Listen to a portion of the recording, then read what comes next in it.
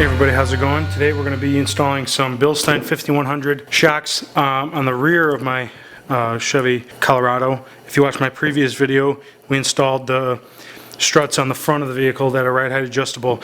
These ones in the back are not ride height adjustable, however they are able to run from zero stock form to 1 inch of lift. So if you wanted to add a 1-inch block in the rear of your Colorado, you could do that with these shocks. Installing these is pretty straightforward. There's a top hole, there's a bottom hole.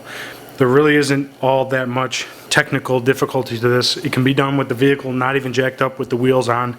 It's just a matter of getting to the 2 bolts that hold the shocks on, taking the original shocks off, and then installing the new shocks. They come in the package with these straps on them so that they don't compress.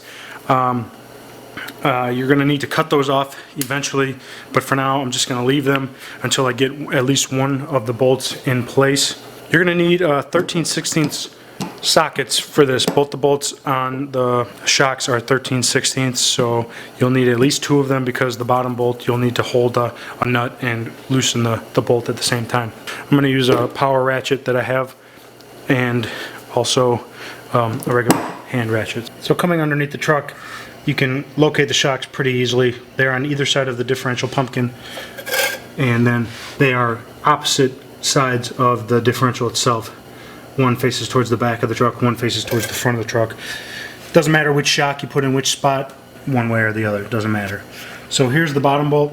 You'll need to loosen that, and then the top bolt is up there on the back side of the cross member that holds the muffler in place. For the passenger side top bolt, you have to kind of fight yourself around the exhaust piping and the hangers here, but if you can get your impact tool up above on top of this cross member here, you can line it up onto that bolt perfectly and just back it out. That nut on the right side is welded to the bracket, so you only have to remove the bolt for the top one. On the driver's side, the shock extends to the back side of the axle, so you have to access it from there, and then the top bolt is just on the back side of the axle up there, kind of just before the spare tire.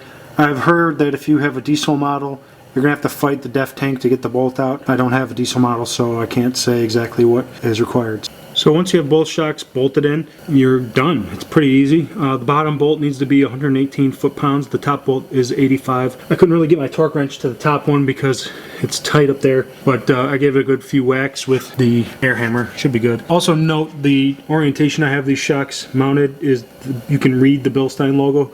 That's the correct orientation, just so you know the boots go up and the Bilstein logo is readable. Thanks for watching. If you like this video, give it a thumbs up and stay tuned for more.